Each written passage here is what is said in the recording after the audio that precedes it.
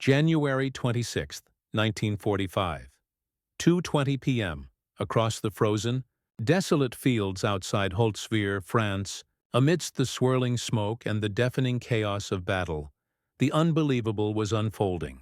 A lone American soldier, perched atop a blazing tank destroyer, was single-handedly annihilating the advance of an entire German company. The elite mountain troops of the 2nd Gebirgsjäger Division, hardened veterans transferred from the harsh landscapes of Norway specifically for this very offensive, found their relentless assault stopped dead by a figure who seemed no more than a boy. A boy you'd swear couldn't weigh more than 110 pounds. Behind the German lines, a formidable force of 6 tanks, a mix of Panzerfoes and tank destroyers that had mercilessly crushed resistance all across Europe, sat paralyzed and immobile, their commanders utterly stunned, unwilling to press forward without the infantry support that was being systematically and methodically dismantled by that one American. The 250 men of the reinforced German company had just walked into a scenario that Wehrmacht tactical doctrine emphatically declared impossible: a single soldier holding a defensive position against a full-scale combined arms assault. The cold, hard mathematics of the situation were stark and unforgiving. 40 exhausted, beleaguered Americans against 250 elite German mountain infantry, backed by the might of 6 tanks. By every established principle of military science, the American position should have been completely overrun within mere minutes. Instead, for one breathtaking, impossible hour, Second Lieutenant Audie Murphy would proceed to rewrite the very rules of warfare. The long and arduous path that led him to that burning tank destroyer began not on a battlefield, but in the sun-scorched cotton fields of Hunt County, Texas, where Audie Murphy was born on June 20, 1925, to the humble and impoverished life of sharecroppers. As the 6th of 12 children, Murphy's childhood was a relentless struggle, defined by the crushing weight of poverty and the heavy burden of responsibility. His father, unable to bear the strain, abandoned the family when Audie was only 12. His mother tragically succumbed to endocarditis and pneumonia in 1941, leaving the slight 16-year-old as the primary provider for his younger, vulnerable siblings. "If I don't hit precisely what I shoot at, my family simply doesn't eat tonight," a young Murphy had once grimly confessed to his neighbor, Monroe Hackney, as a way of explaining his almost supernatural marksmanship. The neighbor would later recall, "That boy could drop a running rabbit at 50 yards with a .22 rifle that most grown men couldn't hit the side of a barn with." Every single bullet was a precious commodity, costing money the family simply did not have. Each miss was a tangible loss, translating directly into empty, aching stomachs. Forged under such immense, unrelenting pressure, Murphy developed a shooter's eye, a cold and lethal precision that would one day strike terror into the hearts of German soldiers across 3 different countries. When the shocking news of the attack on Pearl Harbor reverberated across the nation, Murphy saw not just a call to duty, but a chance for survival.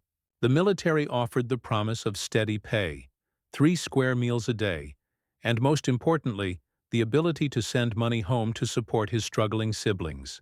Yet even the simple act of enlisting proved to be a formidable challenge for the undersized, determined teenager.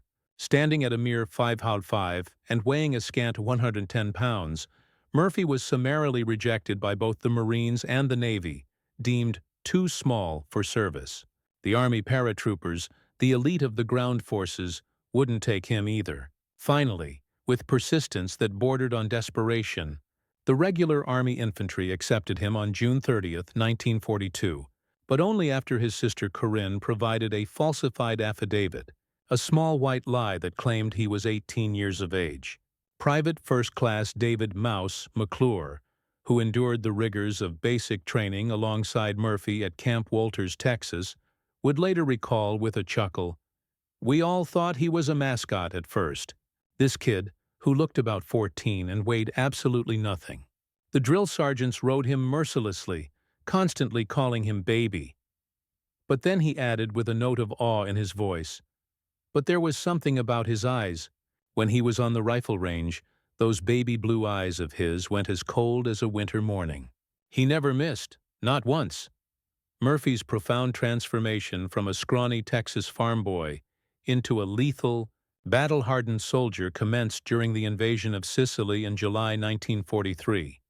Company B, 15th Infantry Regiment, 3rd Infantry Division, made their landing at Licata as part of General Patton's formidable 7th Army. It was there, amidst the rugged, unforgiving mountains of Sicily, that Murphy discovered something deep within himself that would haunt him for the rest of his days. He was exceptionally, terrifyingly good at killing. His rural upbringing had unknowingly prepared him for this, teaching him how to move with the silence of a predator, how to use the terrain for perfect concealment, and how to shoot with a speed and accuracy that was nothing short of breathtaking. Near Palermo, when his unit found itself hopelessly pinned down by relentless machine gun fire, Private Murphy, acting on pure instinct, worked his way skillfully around the enemy position, eliminated the entire crew with a few well-placed grenades, and then, in a stunning display of audacity, turned their own devastating weapon against the retreating enemy forces.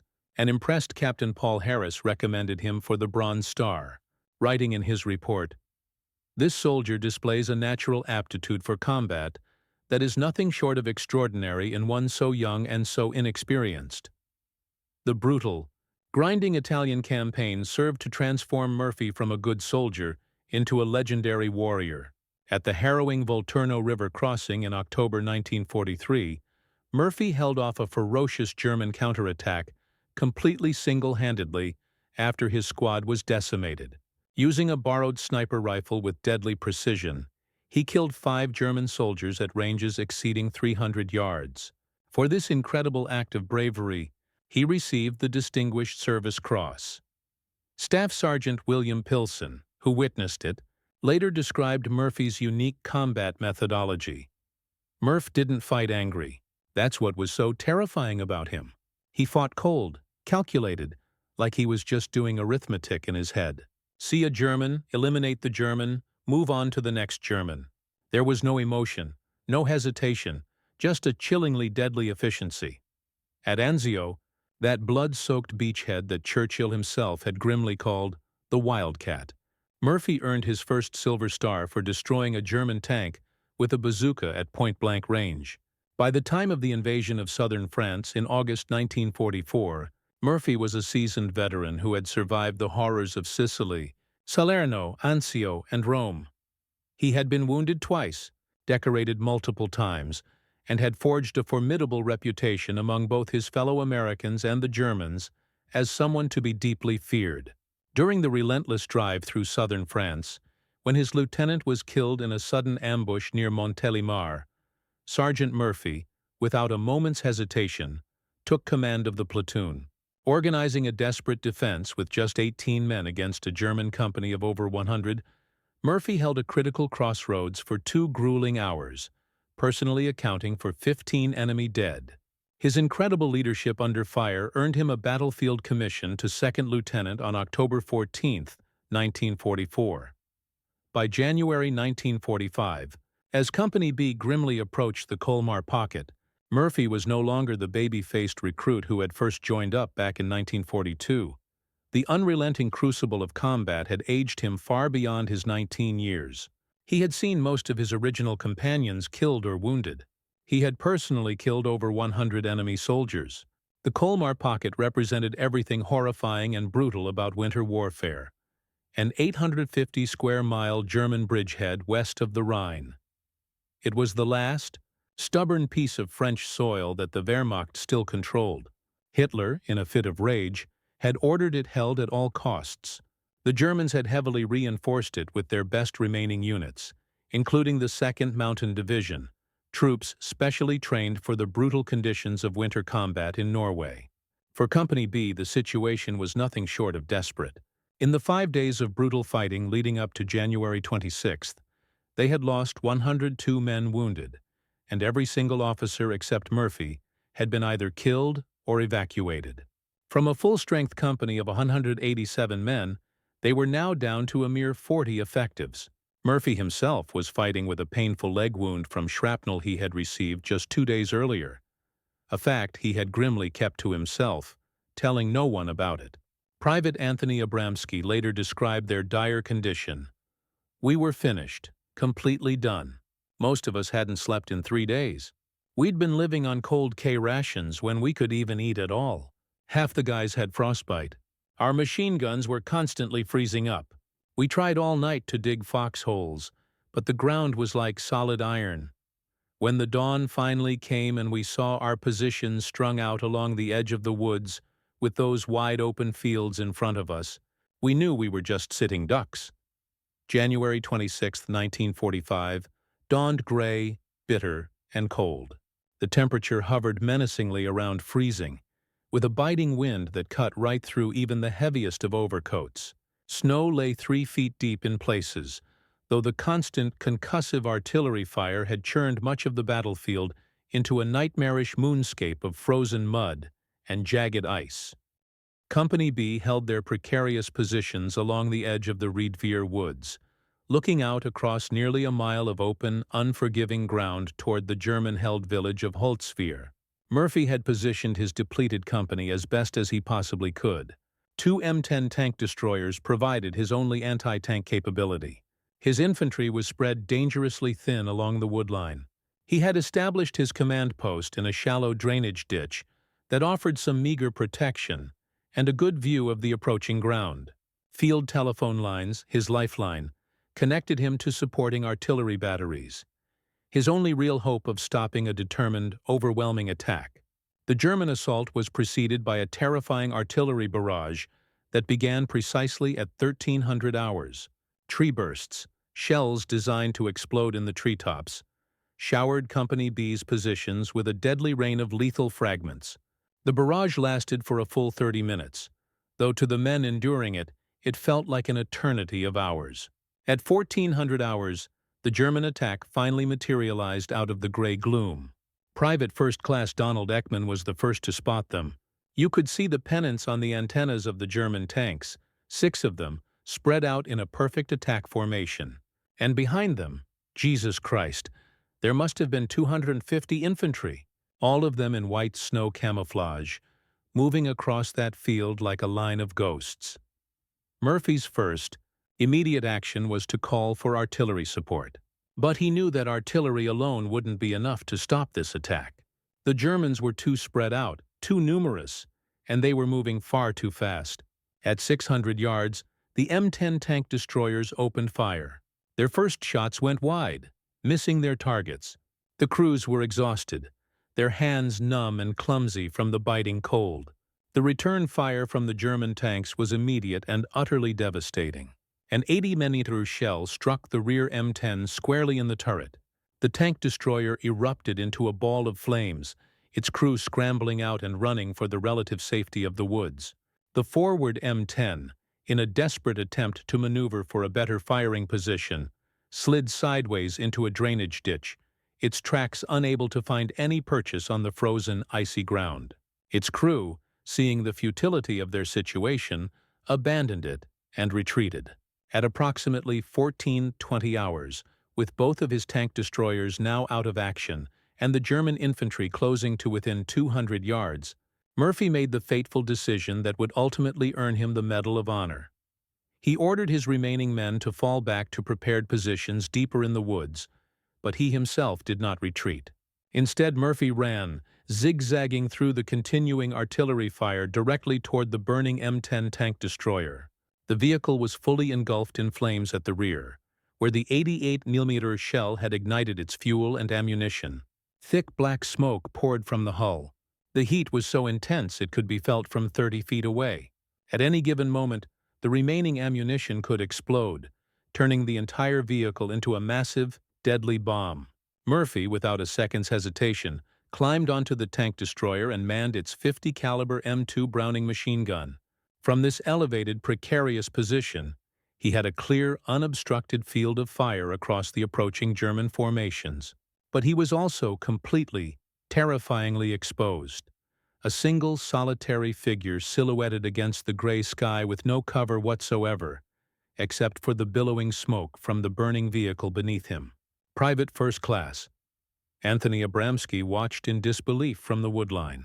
"I saw Lieutenant Murphy climb on top of the burning tank destroyer while bursts of machine gun fire were kicking up all around him. Pistol fire from the advancing infantry just battered against the hull and the treads. It was the greatest, most unbelievable display of guts and pure courage I have ever seen in my life. The M2 Browning was a devastatingly effective weapon in skilled hands.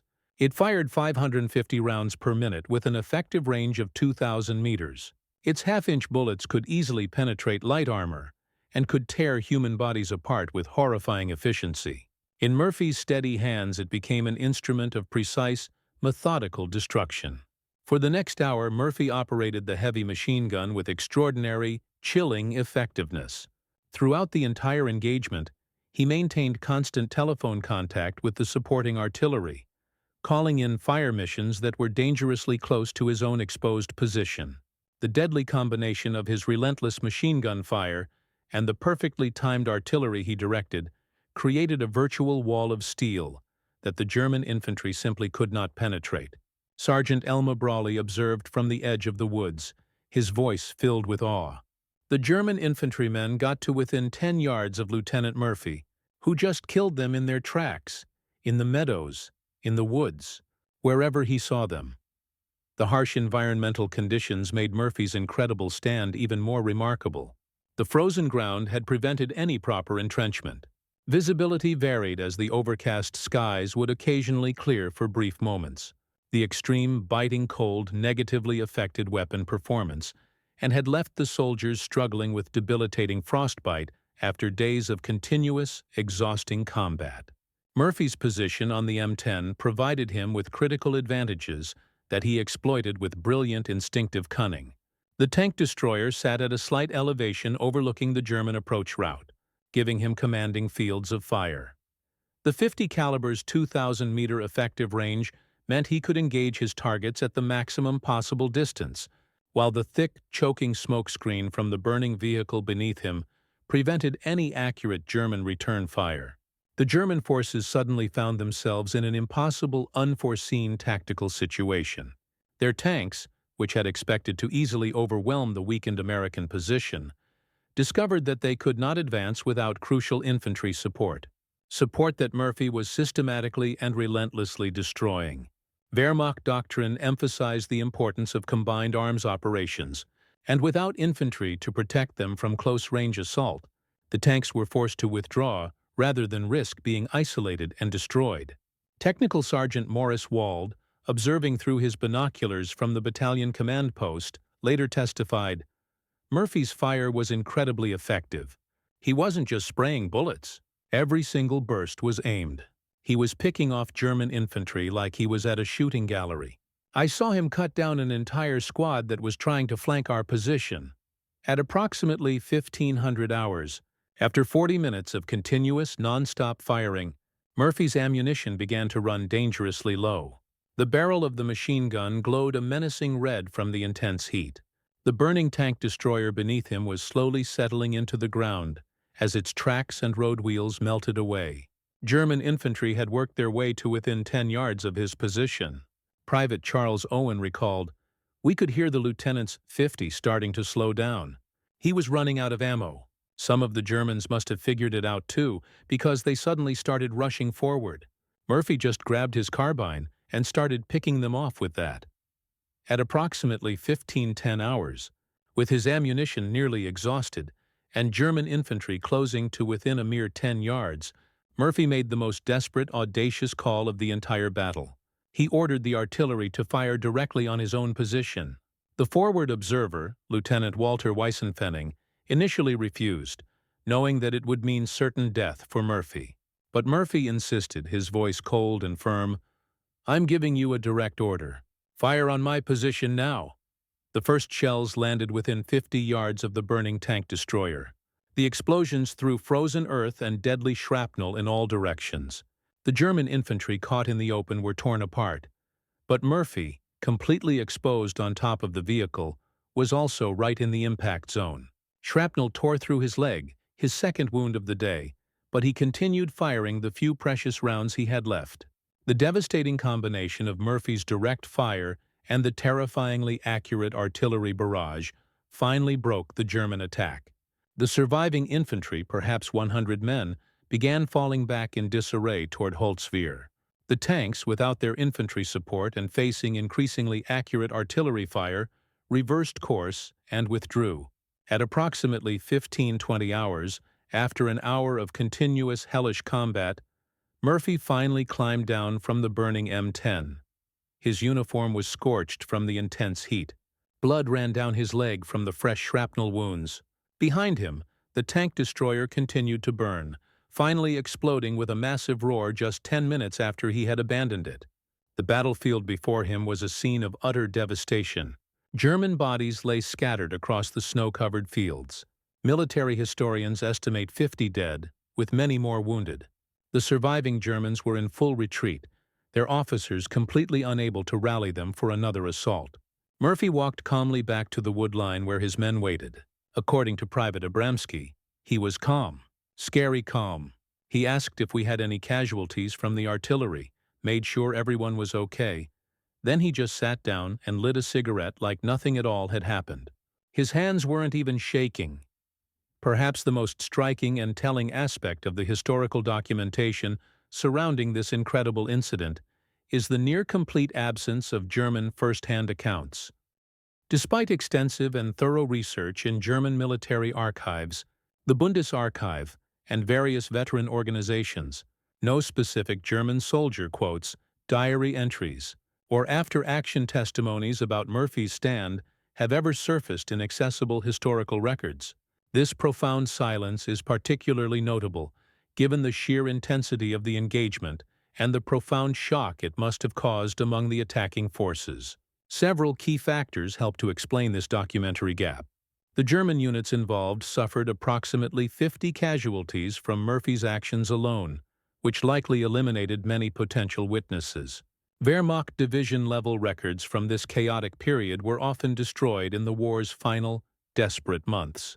The rapid German withdrawal following the failed attack, which is described in American records as disheartened by their lack of progress, suggests a deeply demoralized force that was unlikely to meticulously document what they undoubtedly viewed as a humiliating tactical defeat. The German units involved have been identified through various operational records. The 2nd Mountain Division provided the primary infantry force, supported by elements of the 708th Volksgrenadier Division and the 285th Assault Gun Battalion. These were elite, battle-hardened formations. The mountain troops, in particular, were veterans with extensive and brutal combat experience, which makes their complete failure against a single defender all the more shocking to German tactical expectations. The 2nd Mountain Division's war diary for January 26 notes only, "Attack on American positions near Holtzwihr repulsed with heavy casualties. Enemy resistance heavier than expected." This terse, understated entry completely belies what must have been happening among the German ranks. Elite mountain troops who had fought in Norway, Finland, and on the brutal Eastern Front had never encountered anything like this. A single soldier who seemed completely immune to fear, to fatigue, and to the most basic human instinct for self-preservation. Post-war German military analysis did include the battle in their study, Verteidigung gegen Übermacht, Defense Against Superior Forces, published in 1965.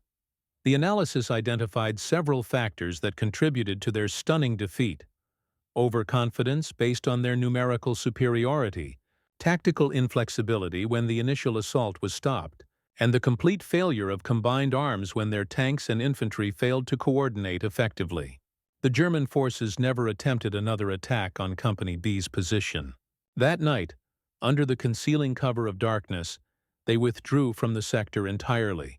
Elite mountain troops, who had been specifically brought all the way from Norway for this very offensive, soldiers who had never retreated in 4 years of brutal warfare, withdrew without any direct orders from their corps commander.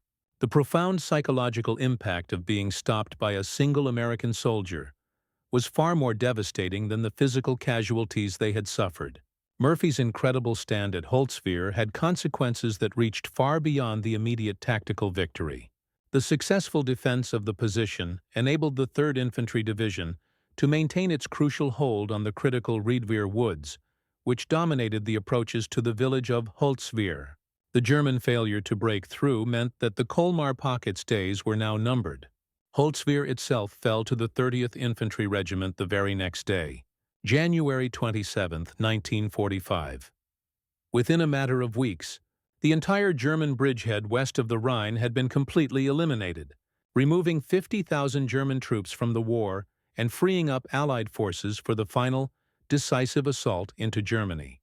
The engagement powerfully demonstrated that even elite German formations could no longer overcome determined American resistance, regardless of their numerical superiority.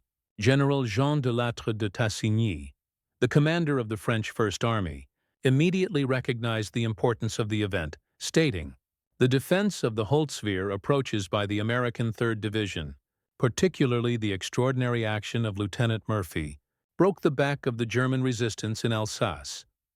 The tactical lessons learned from Murphy's stand, particularly the devastating effectiveness of combined artillery and automatic weapons in defense, directly influenced American tactical doctrine for the remainder of the European campaign.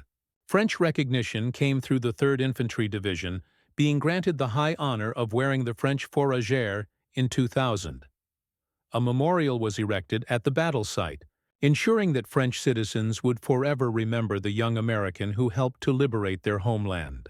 The official Medal of Honor citation, presented by Lieutenant General Alexander Patch on June 2, 1945, provides the military's formal official recognition of Murphy's incredible achievement.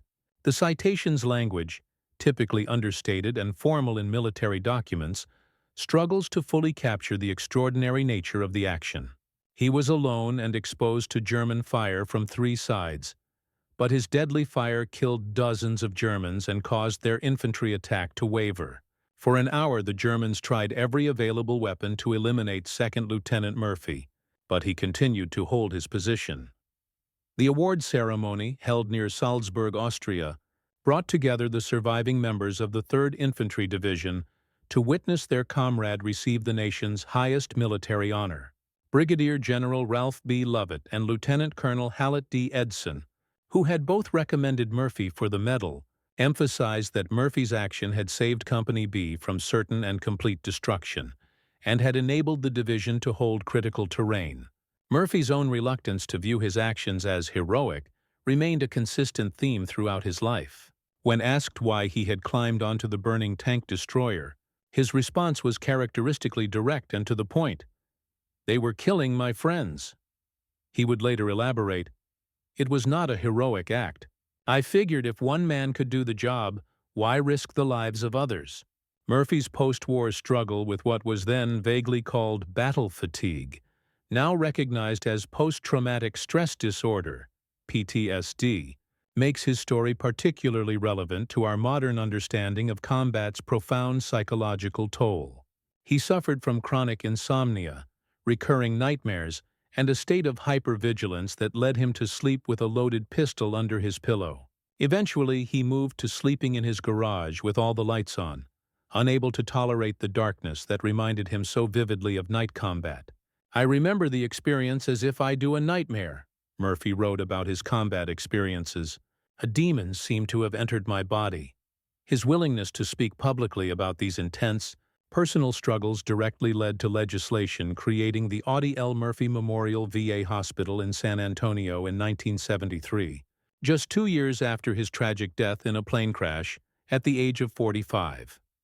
Murphy's first marriage to Wanda Hendricks lasted only 16 months, ultimately destroyed by his debilitating PTSD episodes. Hendricks later described him saying, "He was 2 people. During the day, he could be charming, funny, and generous, but at night, he became someone else. He'd patrol the house with a loaded gun. He'd sleep in the garage with the lights on because the darkness reminded him of night patrols." Despite his own deep-seated struggles, Murphy became an early and vocal advocate for veterans suffering from combat-related psychological injuries. In 1966, he wrote a powerful piece for the Saturday Evening Post. "I can't remember when I didn't have nightmares. They became a part of my life, like breathing. But I was lucky. I could afford doctors, medication, therapy. What about the veteran who can't? What about the thousands coming back from Vietnam with the same problems?" Murphy's devastating effectiveness at Holtzwihr was greatly amplified by the powerful weapon systems he employed. The M2 Browning 50 caliber machine gun, designed by the legendary John Browning back in 1918, was arguably the finest heavy machine gun of World War II. Its 50 BMG cartridge could penetrate an inch of armor plate at 100 yards. Each round had devastating effects on human targets. The bullet's immense energy, over 13,000 foot-pounds at the muzzle, could literally tear a human body apart. The M10 tank destroyer carried 54 rounds of 3-inch ammunition in its hull, along with 1,000 rounds of 50 caliber ammunition and 300 gallons of gasoline. When the German 80-8mm shell struck, it ignited the fuel, creating a ferocious fire that reached temperatures exceeding 1,000 degrees Celsius. The fact that the vehicle burned for over an hour without a major, catastrophic explosion was nothing short of miraculous. Murphy was, in essence, standing on a massive bomb with a lit fuse. The artillery support that Murphy so expertly directed was equally crucial. The 105mm howitzers could fire a 33-pound high-explosive shell over 11,000 meters. Each shell created a blast radius of 50 meters, with shrapnel that was lethal out to 200 meters. Murphy's incredible ability to adjust this devastating fire to within 50 yards of his own position, danger close by any standard, multiplied his combat power exponentially.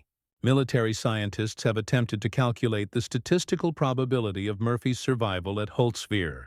Given the German forces engaged, 250 infantry with rifles and machine guns, plus 6 tanks with main guns and coaxial machine guns, it is estimated that approximately 10,000 rounds were fired at Murphy's position during the 1-hour engagement. Even assuming poor marksmanship due to the range and Murphy's partial concealment by the smoke, statistical models suggest that Murphy should have been hit 15 to 20 times. The sheer physical demands of operating the M2 Browning under these extreme conditions were immense. The weapon weighs 84 pounds and has a violent, punishing recoil. Murphy had to maintain his balance on the slick, burning vehicle while absorbing the weapon's powerful recoil, all while being shot at from 3 different directions. The thick, acrid smoke from the burning vehicle would have made breathing extremely difficult, and aiming a constant challenge. Military historians and psychologists have long debated what it was that made Murphy capable of such an extraordinary combat performance. Was it his impoverished background that taught him survival at any cost? Was it his hunting experience that made killing seem natural? Or was it simply a case of being in the wrong place at the right time? Dr. Dave Grossman, author of On Killing and a leading expert on combat psychology, offers this insightful analysis. Murphy represented a perfect storm of factors. He had the technical skills from a lifetime of hunting, the powerful motivation that came from poverty, the emotional detachment that stemmed from early trauma, and most importantly, a fierce, protective instinct toward his men that completely overrode his own instinct for self-preservation. This interpretation is strongly supported by Murphy's own words. When asked why he climbed onto the burning tank destroyer, he consistently gave the same, simple answer: "They were killing my men." The intensely personal nature of that statement reveals Murphy's true motivation. This wasn't about tactics or grand strategy. It was about protecting the soldiers he commanded, his friends, his brothers in arms. Murphy himself recognized the profound transformation that combat had wrought within him. In a 1968 interview, just 3 years before his death, he reflected, "People talk about that day like it was heroic. Maybe it was, but I became something inhuman that day. I turned into a killing machine. I felt nothing. No fear, no anger, just a cold, relentless determination to destroy." Audie Murphy's military record remains unmatched by any other American soldier. He received every single combat decoration for valor that the United States Army could possibly award, some of them twice. His 33 decorations included the Medal of Honor, the Distinguished Service Cross, 2 Silver Stars, the Legion of Merit, 2 Bronze Stars, and 3 Purple Hearts, plus 5 decorations from France and Belgium. But Murphy's true, lasting legacy lies far beyond the medals and accolades. His advocacy for veterans' mental health was decades ahead of its time. The Audie L. Murphy Memorial VA Hospital specializes in treating PTSD and other combat-related psychological injuries. His autobiography, To Hell and Back, has helped thousands of veterans realize that they are not alone in their struggles. Murphy's story has become deeply embedded in American military culture. The U.S. Army Infantry School uses his action at Holtzwihr as a case study in defensive operations, leadership under fire, and the critical integration of supporting arms. The Sergeant Audie Murphy Club recognizes exceptional non-commissioned officers who demonstrate leadership qualities similar to Murphy's. Master Sergeant Ronald Johnson, president of the Fort Hood Audie Murphy Club chapter, explains his continuing relevance. Every generation of soldiers needs heroes. They need examples of what's possible when ordinary people face extraordinary circumstances. Murphy shows our soldiers that you don't have to be 6 feet tall or come from a military family to be a warrior. You just have to care more about your buddies than you do about yourself. Military professionals often debate whether Murphy's stand could ever be replicated in modern warfare. Technology has fundamentally changed the face of combat. Satellites, drones, and precision-guided munitions have created a transparent battlefield where individual heroics can seem impossible. Yet recent conflicts suggest otherwise. In Afghanistan and Iraq, American forces have repeatedly witnessed individual soldiers performing extraordinary acts of bravery that are strongly reminiscent of Murphy. Staff Sergeant David Balavia's house-to-house fighting in Fallujah, Sergeant First Class Paul Smith's machine gun stand in Baghdad. All of them echo Murphy's incredible willingness to face impossible odds. General Stanley McChrystal, former commander of the Joint Special Operations Command, argues, "Technology changes war's character, but not its fundamental nature. War ultimately remains a contest of human wills." What Murphy demonstrated at Holtzwihr, the willingness of one person to say no further, regardless of the odds, that's timeless. At the U.S. Army's Maneuver Center of Excellence, Murphy's action is used to teach several critical concepts: the importance of position, the integration of fires, and the psychological dimension of combat. Murphy understood that simply killing enemy soldiers wasn't enough. He had to break their will to fight. His relentless, accurate fire convinced the Germans that advancing meant certain death. While the world celebrated Murphy as America's most decorated soldier, the young Texan was fighting a different, more personal war, one against the demons that had followed him home. The man who had shown no fear atop a burning tank destroyer was terrified of the darkness within his own mind. Murphy's widow, Pamela Murphy, who married him in 1951 and remained with him until his death in 1971, provided unique and poignant insights. Audie carried invisible wounds that never healed. He'd wake up screaming, reliving battles from 20 years earlier. But he never stopped trying to help other veterans. The war never really ended for Audie, but he turned his pain into a powerful purpose. This profound transformation of trauma into advocacy created lasting, meaningful change. Murphy's public discussion of PTSD helped to establish the recognition that combat stress was a legitimate medical condition that required treatment, not a sign of weakness or cowardice. His advocacy helped thousands of veterans seek the help they might otherwise have been too ashamed to request. On January 26, 1945, Second Lieutenant Audie Leon Murphy proved that one determined individual could, in fact, stop an army. His stand at Holtzwihr shattered the German assumptions about American soldiers. These weren't the soft, pampered boys of Nazi propaganda. They were the sons of farmers and factory workers, shaped by the Great Depression and hardship, who could be as hard as any warrior in history when it came to defending their friends. The silence in the German records about that day speaks volumes. In their inability to explain or even understand what had happened, we see the deepest form of defeat. Not just tactical or physical, but psychological and moral. They had met someone who was simply better at the brutal art of war than they were. And that shocking recognition broke something fundamental within their warrior identity. Today, the field outside Holtzwihr is peaceful farmland once again. The deep scars of battle have long since healed. The shell craters have been filled in. The blood has been washed away by decades of rain. But on January 26th of each year, A small, solemn ceremony is held at the memorial marking the site of Murphy's stand.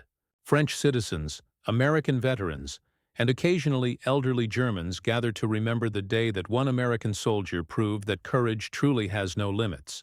Murphy's story reminds us that heroism isn't about being fearless. Murphy was terrified by his own admission. It's about acting despite that fear, when others are depending on you. It's about making a stand when retreat would be the easier, more sensible option. It's about becoming, for one crucial moment, larger than yourself.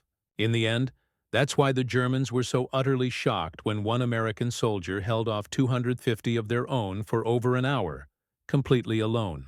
They had encountered something that military science couldn't explain, that tactical doctrine couldn't counter, that overwhelming force couldn't overcome. The unconquerable human spirit, embodied in a 110-pound Texan who would rather die than let his friends be killed. His stand at Holtzwihr remains an eternal, powerful testimony that one person in the right place, at the right time, with the right motivation, can change everything. The boy who hunted rabbits to feed his family became the man who stopped an army to save his friends. In war, as in life, that incredible transformation from the ordinary to the extraordinary remains the most shocking and inspiring truth of all.